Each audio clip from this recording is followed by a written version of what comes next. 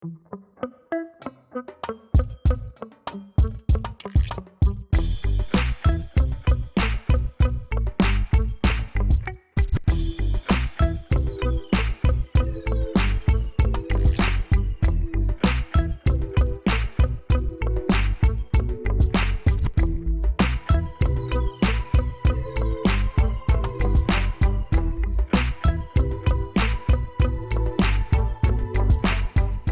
we're live.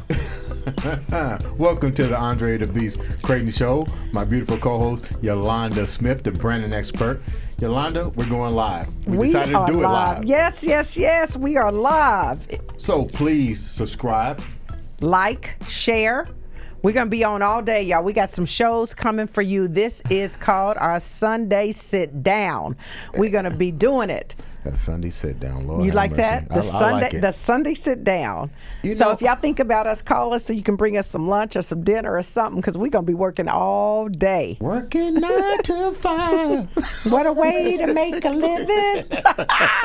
Welcome to the Andre The Beast Crayton Show. Today, Yolanda, we're going to start off with a really, really emotional topic.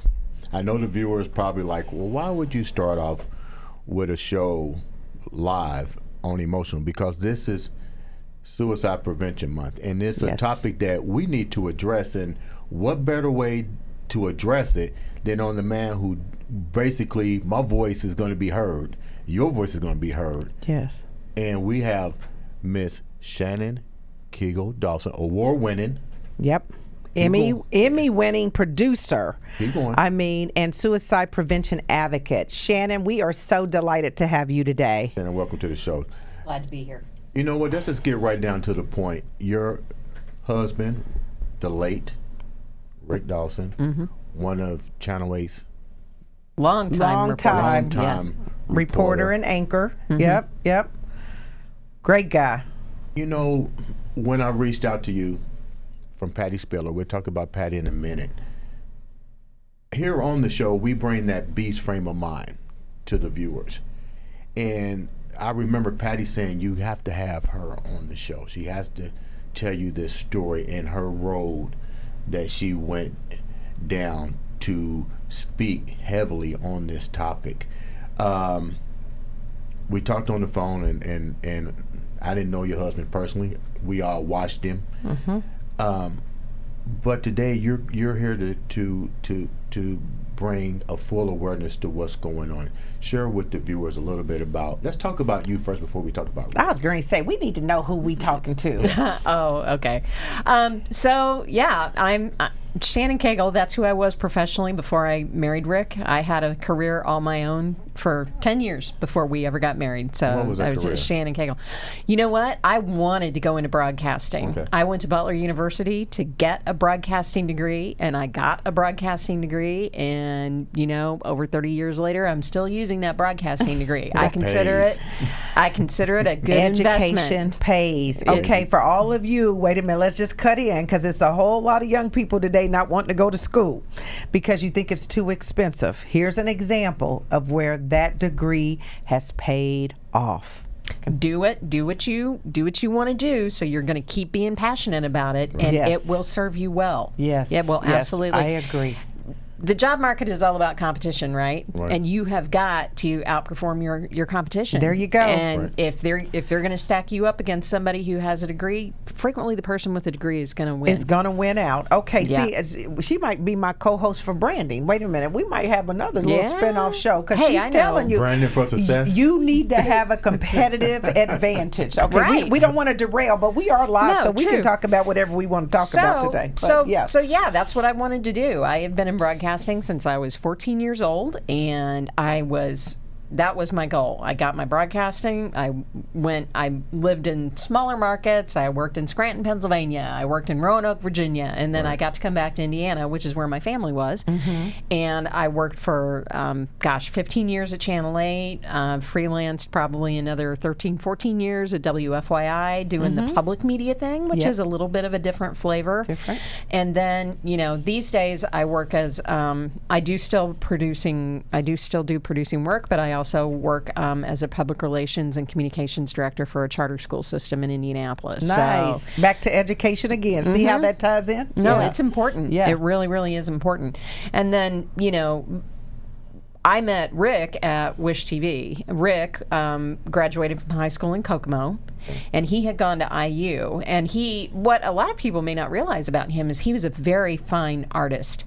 Really? His drawing and painting skills were wonderful, and he had actually gone to IU to study art. But the art community, it's not like it is today where everything's digital and it's graphic and all that sort of thing.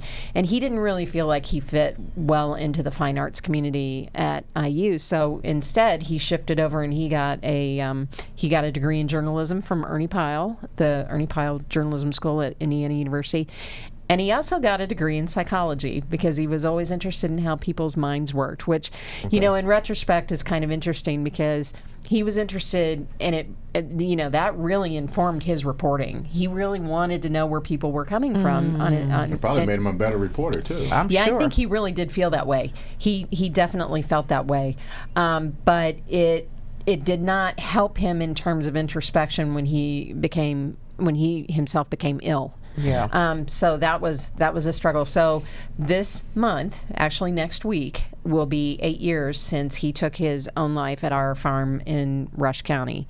Now, this was not a sudden, unexpected event in the way that we often think everybody's fine. For our family, we knew he was struggling.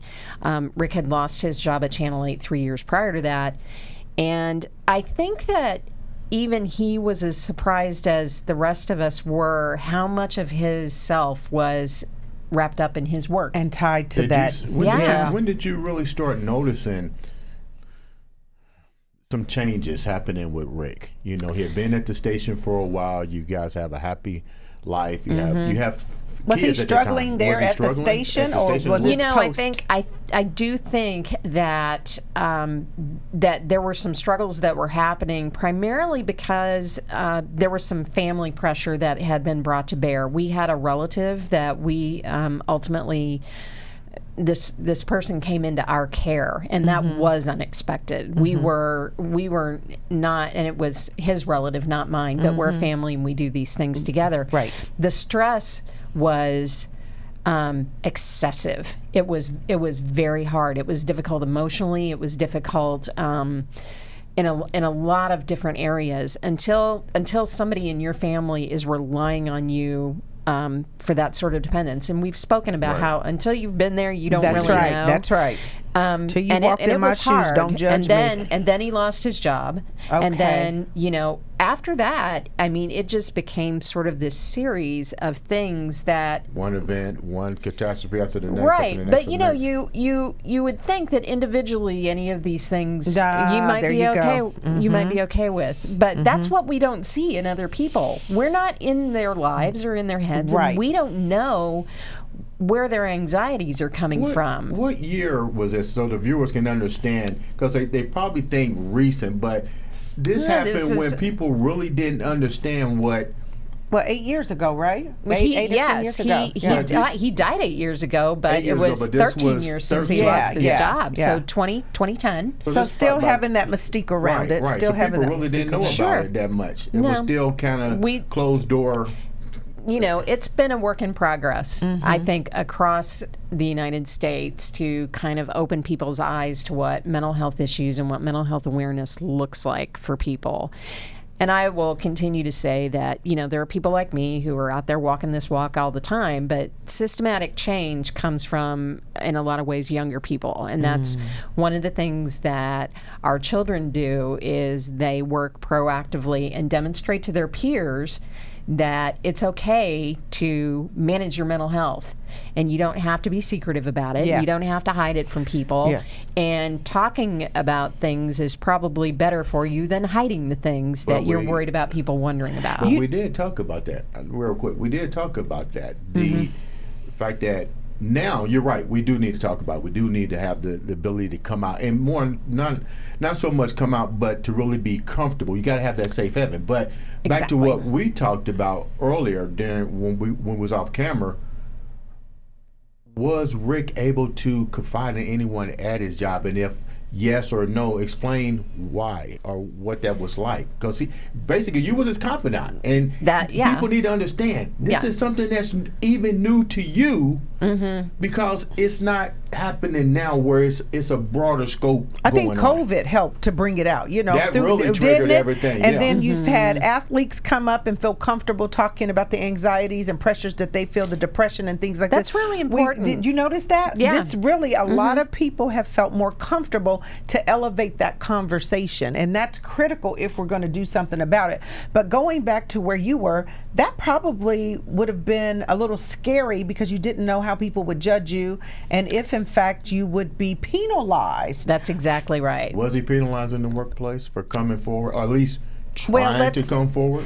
You know, I wouldn't even tell you that he tried. I think that he thought that he was going to be harshly judged, and so you know there were so many people at the service after he died who just were shocked because his public persona, and trust me, he was a cheerful man. He had a great sense of humor.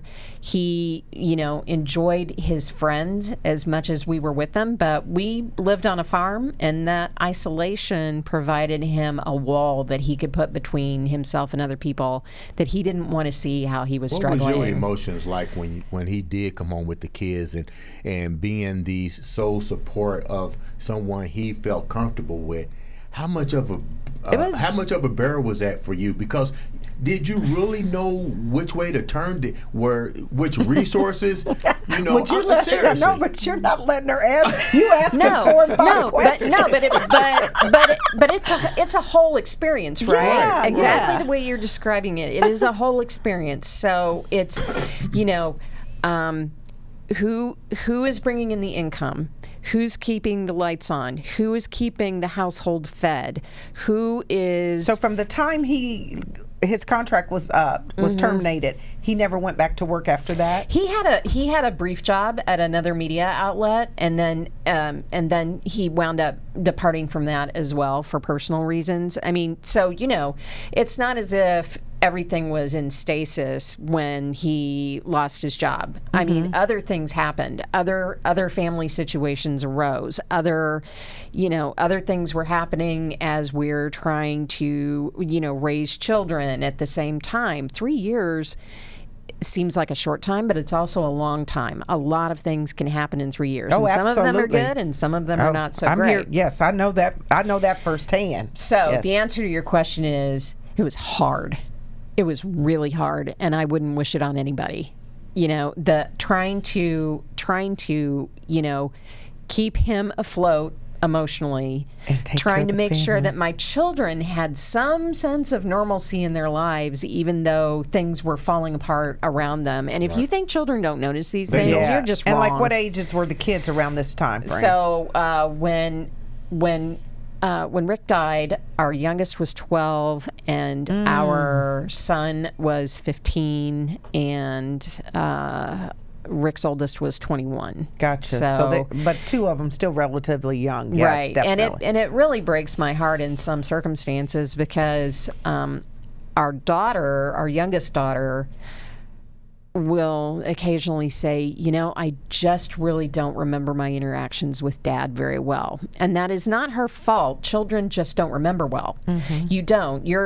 We've had also the discussion about how our brains don't mature until we're about in our mid-20s, 25 or 26. Exactly. Yeah. It's the same with kids.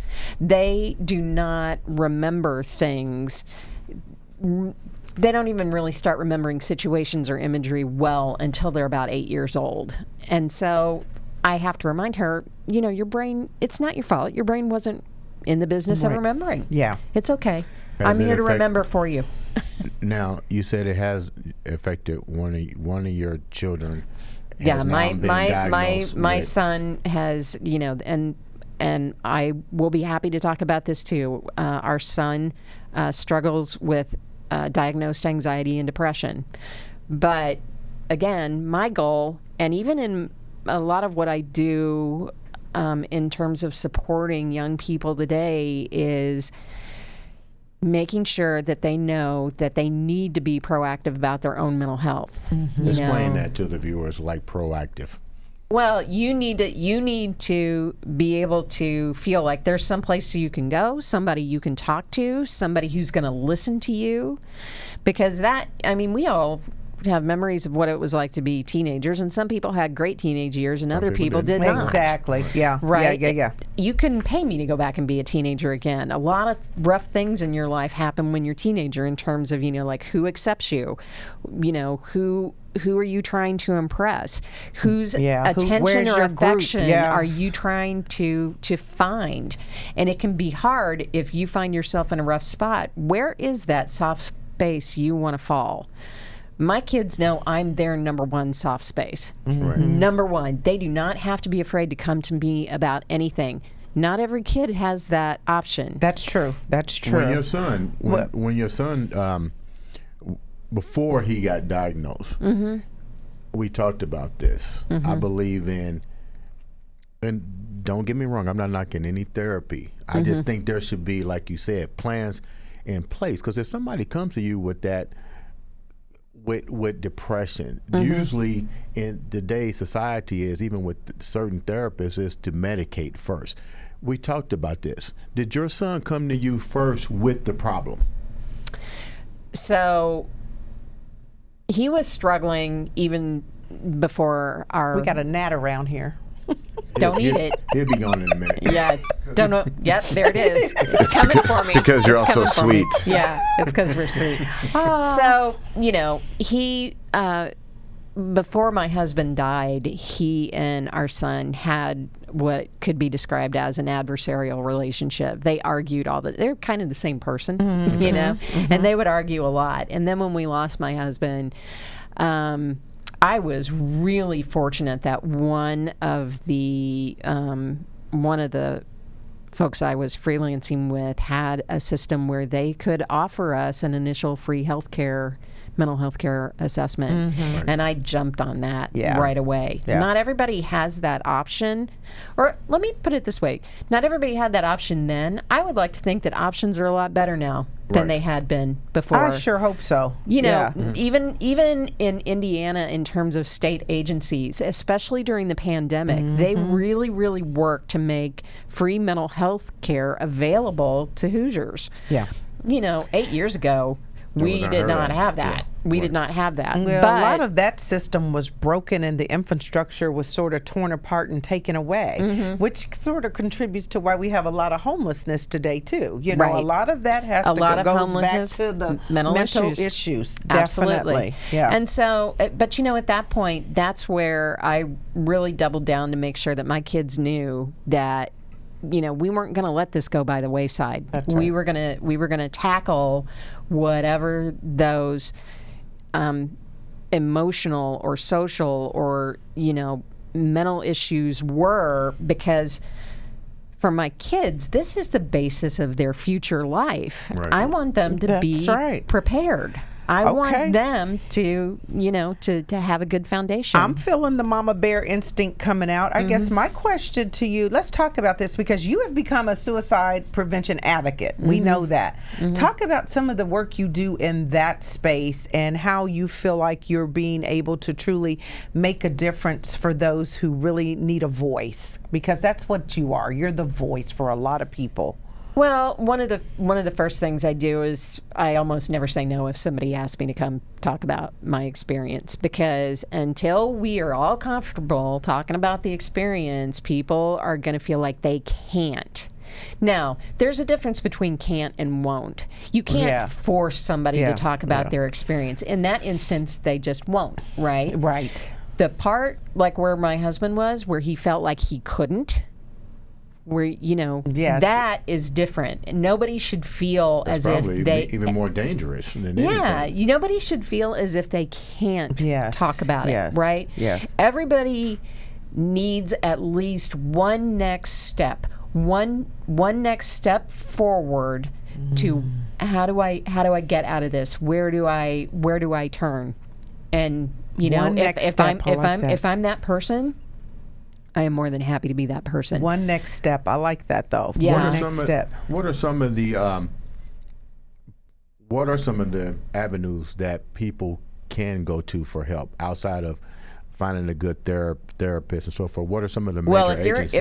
If you're in kind of that anxiety crisis, what is happening in my head situation, if you're not to the 911 I'm in danger phase, the next thing that I know a lot of kids like to do is the crisis text line, which is 741-741. 741-741. And if you text to 741-741, even if you just say hello, if you just do anything, someone will answer you immediately. Hey, and that's an easy next step because it's painless. I think right? this is important. You guys, if you're on live with us, please share this so that other people can see this, because we know that the numbers have increased significantly as it relates to suicide. And they're still going up. Yes, they're still going up. And, it's affecting, this is one of those that has no income attached to it, no age. Has no age attached to it, no race attached to it.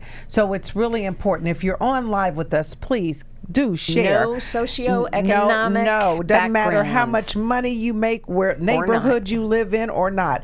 You can always get some help. I like that. There's a text line, 741-741. That's easy enough to remember. Okay. Sure. I didn't mean to cut you off, but this No. is important enough that if we can share, comment, get this out there. We're live. So a couple things. So I'm always, when people ask me, I never don't ask. We talked a little bit about my tattoo Explain earlier. that real Yes. quick. So What this is that? the suicide awareness tattoo is the semicolon, and a semicolon is different than a period, because a period means the end, but a Yes. semicolon is like there's a pause in my story. Right? Ooh. There's a pause in the story, but it's not the end.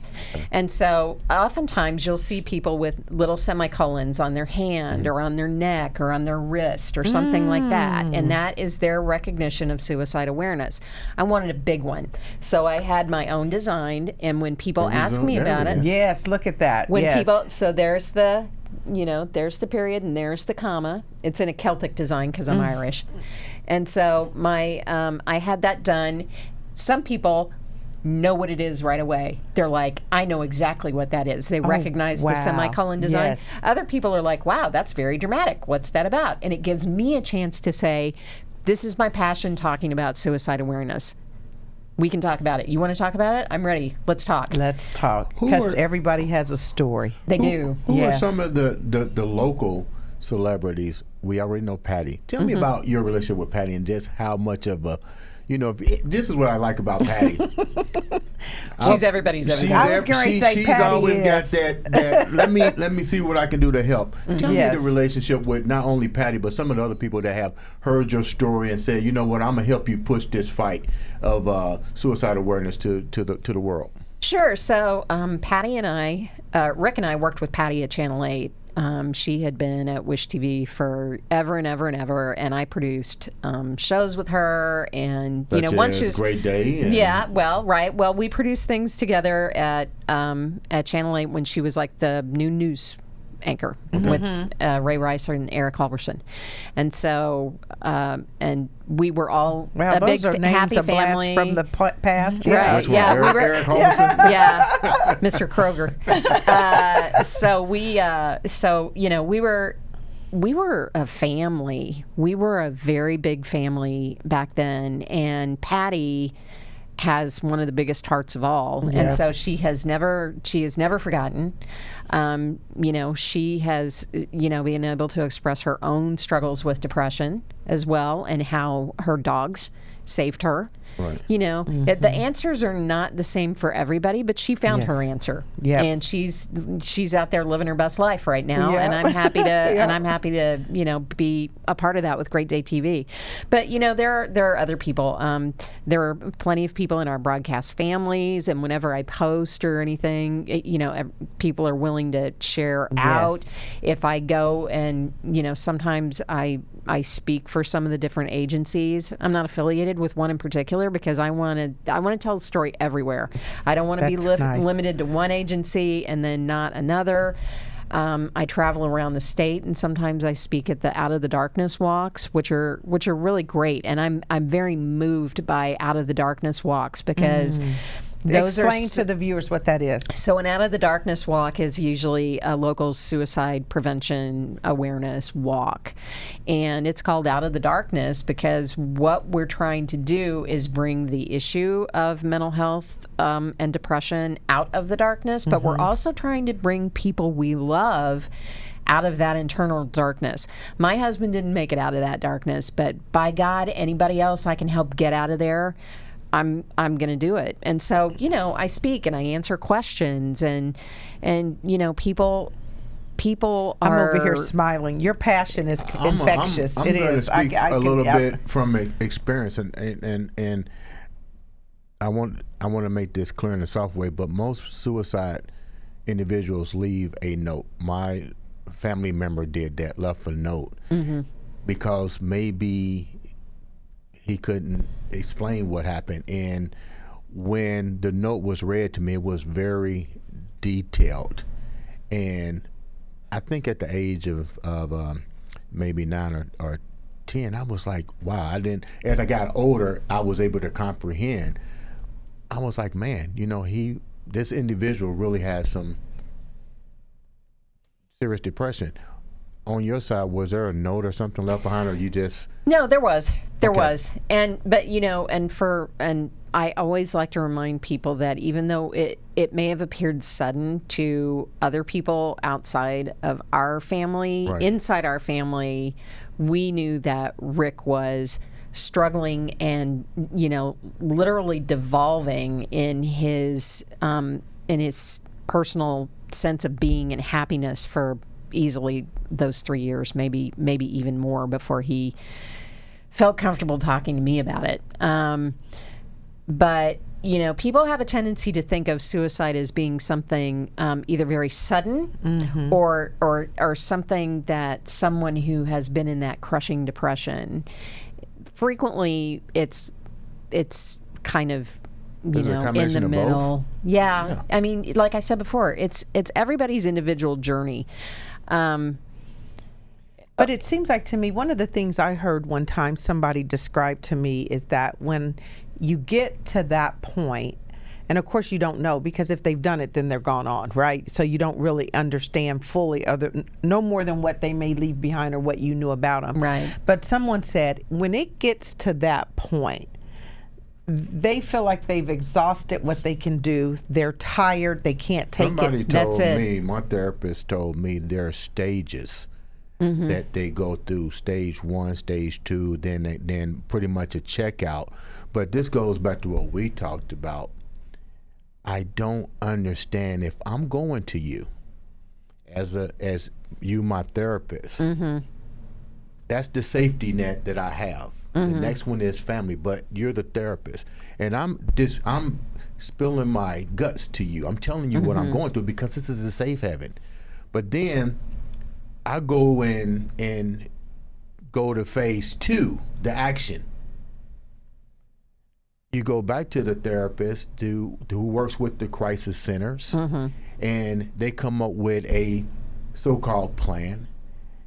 But help me understand. Let me go a different route with this, because you know where I'm going. That was supposed to be the safety net. So how can you, if I'm telling you what my problems are that's leading me down this road to depression, and you have it in front of you, why would you want, because most people don't want to be on medication. Then what do we do in that situation? Well, I think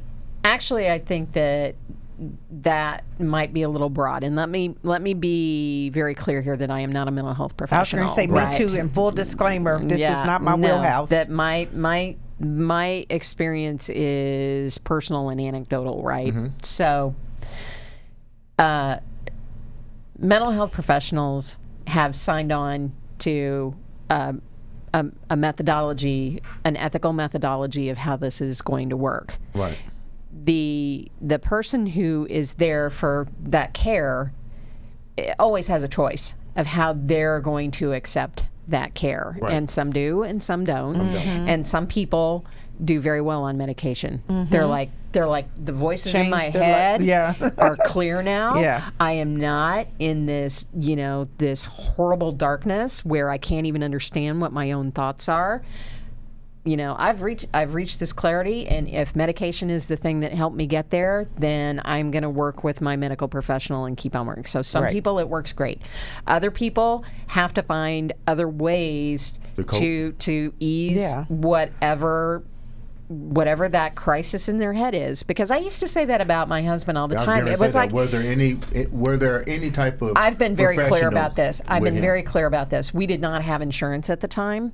Okay. And the free options that we have these days were not readily available then. And even though I told him that I wanted him to investigate that kind of care, he used money as his reason for not doing it all the time. And I will always say, you had a lot on your plate then. Indeed. Yeah. Indeed. Wow. But I said to him, I said, we'll find a way to pay for it, but you have to want to do it. You can't make these decisions for people. They have to come from them inside, right? That is they true. They have to be willing. But we if can they know them. if they know the resources that are there and available, I mean, and that's a good piece, because you'd be surprised at the people that just don't know who they can even turn to and what kind of support they can get. I'm just curious, if you really let it, as we think about it, I know we're kind of getting into the place where we got to wrap up, but when you really kind of think about it, if you were to give 2 to 3 things to the audience today, what 2 to 3 things would you really want them to know that you feel like could be impactful? That people you love need to know you're a soft spot for them to land, and that you will listen. You should, have some place that doesn't involve another person emotionally that they can turn, like the 741 number, something like that. And I don't know, I guess one of the things I always tell people because you can oftentimes see the weight of the stress and the anxiety coming on people, even when they're trying not to. I often remind people that getting some rest will make a huge difference. It just giving yourself permission to step back from everything that is weighing on you, whether that's sleep rest, which is really good for your brain, which is where all this is going on. Yeah. Do that. Here's something I always like to tell folks, and we're not even going to step into the crisis of what social media does to our kids' heads these days and how it messes with people and how we're all living pretend on Facebook and everything like that. Yes. That's one of those things that sometimes we need to step away from. Yep. I think we need to get to a place. By the way, shout out to the Colts for doing their End the Stigma campaign on mental illness. That's huge. When you were talking about celebrities and athletes and people who are willing to say, I struggle with mental health issues, I struggle with depression and anxiety, don't be afraid to talk about this. This is real conversation. If somebody says to me, if I say, hey, how are you doing? And you say, I'm fine. It's our default. Then the next thing I say is, no, are you really? Are you fine? What's going on? Something. If somebody answers your how are you doing question and says things are not so great, you don't have to have the answer or the solution to them. You just need to show them that you're willing to listen, even if it's only for 90 seconds, to the thing. You don't have to share your own personal story back, or you could if you felt like it was helpful. The other thing is, listening to somebody else tell you about what's bothering them does not make you responsible for them. I think a lot of times people are afraid to hear the answer because they think that suddenly it's on them to help that person solve their problem. It is not. It is not. That mindset makes people afraid to tell you what's wrong. That's a good point. That's a very good point. And as I think about some of our youth today, I think that we've kind of labeled them a little bit as soft. The generation, the younger generation, as soft. Because they can't tackle problems. And I think that they're different emotionally tied type of generation where some of the things that in my era we grew up, you just toughed it out, you just buckled down and you went through. Me and you get out of school and we played for hours until your parents said come in the house. We had interaction is different now. Interaction now is kind of like text or I'm gonna watch videos. you'll have somebody go, they sent me an emoji, and down one emoji can mean 50 different things. And it blows your mind because you interpret it however you want to interpret it. Yeah, so I think that's one of those things where, really understanding that younger generation, I kind of struggle as even a parent saying, okay, are you really struggling not to be able to solve this problem, or have you even tried to solve it? It's just, where's the balance? What's holding you up? Yeah. What's holding you up from solving this problem or taking the next step? What is it? Good. I think I'll do something different. We come from a different generation, and it's kind of like what I did with my daughter. I have to educate. It's so funny we just said this because now that it's clicking on me. My dad, a couple years ago, said he went to go apply for a job. He just wanted to work. So he works for the coast. He just sits in the parking lot and watches the cars. So before he did that, he went, I think, to one of the grocery stores, and they said, my dad comes back and goes, well, they made me get on the computer. And I was like, okay, well, he's used to the way we did it with the things. Handwriting. So things have changed. So he wasn't willing to adapt. And I think as parents in the new generation, as bad as this may seem, we have to learn how to adapt to their world, to teach them maybe how to combine both our ways and their new way of doing learning. Things. Because the first thing they'll tell us, oh, you just don't understand because you're not computer savvy, or you don't know what. Well, I don't. But if you teach me. Yeah, so there's got to be some way where we just want them to have tools for survival. We want them to be successful. We want them to be okay. Right. That's interesting. Before we wrap up, I'm going to ask two questions, and then I'm pretty sure Yolanda has a question to ask as well before we wrap up. You know what I got to ask? He must tell you. Jason, now I'm he's reading my mind, Jason. And Jason has a question Very too. assumptive. I don't have any questions. I don't have any I'm more just either. I'm just an empty blank slate. This is Andre the Beast Show live. Please like, subscribe, share, and comment. stay with us because we're going to be here all day. Yes. You want to stop We'll by? be back we're live. at 2. Yeah. We'll be Now, back at 2. Miss Shannon Cagle Dawson is in house, and like I said before we wrap up, I ask a couple more questions. Yolanda hit a point. We went through COVID, and the depression skyrocketed, and I think it skyrocketed for a whole bunch of reasons. First was confinement. People aren't used to confinement. That was the first thing. Isolation. Which and are two different things, actually. Well, you could be confined with a bunch of people that you're not used to being around all the time. We can go there, and that's what I'm talking about. Now, but this is the tripped out part about that confinement. You're right. Domestic violence went up. Yeah. Because, okay, you can be my partner, but do I really want to stay home with you 24 hours a day, 7 days a week? Or were you used to it? I think a lot of people got to know their mates in a whole different capacity. The ones who now have to stay home where the moms are watching the kids, now the father's staying home where he used to Larry, Curly, and Mo all running around him all the time. So now you got a thing of depression that is utmost high. So my question to you is, what do you think Indiana has done with their job to address it? So right now. I think that the state stepped up with their better health. Their better mental. I mean, they came out pretty proactively with access, free access. That you could start with. The accessing things online is kind of a soft touch for people who really aren't ready to admit that they are struggling with something. That doesn't require you to speak to somebody, which is a problem that a lot of folks with depression and anxiety have, is actually dialing the phone. Sometimes just Googling something is easier than anything else. And if that's your first step, then that's great. How can the viewers reach you for public speaking, or even if they have questions, about... Are you going to flood her with... That's okay. That's okay. First person and I reached Andre out, The Beast Crayton is her assistant. Well, first, Andre knows how to find me now.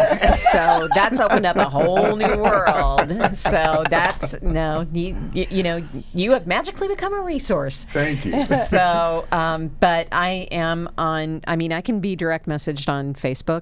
or Instagram. It's Shannon Cagle Dawson. That's me. You can also Shannon Cagle Dawson. That's my Cagle. Can we pull it up, Jason, her Facebook page so the viewers can make sure they have the right one? Because I'm pretty sure there's. It looks like me. It looks like you. Kind of like that. Kind of like that. So from a branding perspective, she's very consistent. What Yes. you see here is what you will see there. There I am. Yeah. Twinkle. I will twinkle at you. There she is. Yep. Absolutely. That's my page. That's my puppy. What would you like for the viewers to do to help you or aid you in your continuous journey? Because this is a never-ending journey for you, and my hat's off to you. I'm glad you're bringing it to the table. I'm glad you're fighting for the remembrance of your husband and really what he went through during a time that I wish the resources were available at that time, but it's not. But you're keeping it in that beast frame of mind to let people know now that the resources out, and they really need to take accountability. What can the viewers do to help you in this? I think in the big picture of things, to say to be kind is kind of trite, but the reality is you're not living in anybody else's head. You don't know where they are at any given moment. If you have a choice on how to interact with somebody else, try being kind in the first place and try listening in the second place. Because, it's like everybody from Jim Irsay down to Shannon Cagle Dawson says, if you are not going to be willing to have these conversations and make people feel comfortable having them, then people are going to be struggling behind the scenes all the time when they may not even need to. When I think about the people that we lose, when I think about the reporting that my husband could have been doing in these 8 years, or 13 years, even since he lost his job, it just boggles my mind. He was invested. He thought, even before he died, that we were going to have a pandemic sometime in our lifetime. And when I think about the reporting that he could have been doing on everything that has happened over the last 2 years, he would have rocked that. Totally would have rocked that. I mean, he would have brought, true, solid information into an arena where people didn't know what to believe. Right? I miss that because he was a professional. That goes without saying that I miss my husband and my children's father and all the things that we had planned to do with our lives. But, if anybody else can be helped, if any of our friends can remember him well in the same way that we remember him and for the same reasons to help other people. You know what I like to see people do in honor of Rick, and this is for the viewers. If you know somebody that either has committed suicide or whatever, acknowledge them. Let the world know this is a bigger issue. And I think the more that people are willing to come out, even on the social media platform, and share their stories and stuff, probably we can get even a bigger scope that this is a serious problem that needs to be addressed. And my treatment plan is pretty much like yours. Have 3 phone numbers in your phone. Call 3 people. And individuals need to call people. And just, what makes my day is when somebody just picks up the phone and calls. My buddy Tommy Robinson, shouts out to my buddy Tommy.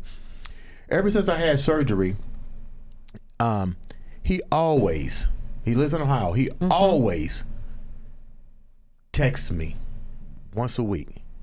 I don't have to ask. It makes me feel good. You know what, though? That's good for men. Yeah, it makes me feel good. Exactly. Men are not good communicators. Yeah. I mean, they make fun of how many words women are using all the time. We're just talking. And guys are not great at that. It's wonderful. He doesn't say anything. He just says, "Hey, Andre, how you doing? I'm just checking on you." And I can be either happy or sad, but just that little piece has made my day. So to the viewers, take that time guy. Out and be kind. Be that Call guy. Call 3 people. Have 3 people in your number. Do that. Yeah. And it makes a difference. It was interesting. Life. I was here trying to go on my social media because I know I posted something the other day that said something around the fact that if you even are considering, I'd much rather listen to you, than attend your funeral. How many times have you listened to me? Well, a lot, but you know, it It's a goes with commitment. it is a commitment. But seriously, you know, I would much rather be there to listen to you than to be at your funeral. Yeah. You know what I mean? So, you guys, let's take this serious. I don't and even if you have to listen. If you just want to sit, if you need a quiet place to sit with somebody a who soft understands. spot to land on. But at the end of the day, I think that we have a great opportunity where we are today with the conversation being elevated to know that it is okay, you know, and it is okay to not be okay. That's the bigger thing. That's the bigger thing. It is okay to not be okay, but make sure that you at least dial in to the resources that are available, whether it's just phone a friend, text 741-741, or reach call out to Shannon. Reach out to Shannon. See, great minds think alike. Call Shannon. This is awesome. Everybody's, Wrap us up. you know, everybody's got a Shannon. You may not think Yeah. of them like that, but But there's somebody. you're right. There's You're somebody right. who cares. There's somebody Yep. who would miss you if you were gone. Yep. There's somebody who needs you to be there tomorrow, and there's somebody who would much rather listen to you than go to your funeral. Amen. Ladies and gentlemen, this has been Sharon Cagle Dawson. Shannon. See, I told you I was going to mess that up. didn't I? We did good the whole time, I didn't know. we? Shannon I did Cagle to get Dawson. you guys' response on that. Yeah, right. Ladies and gentlemen, we're live on the Andre The Beast Crayton Show. Miss Dawson, it's been a pleasure having you on the show. Yes. Please come back, share with us support, care, and loving, and how to keep that beast frame of mind moving forward. Absolutely. Ladies and gentlemen, You're awesome. She's this is awesome. Andre The Beast Thank you. Crayton.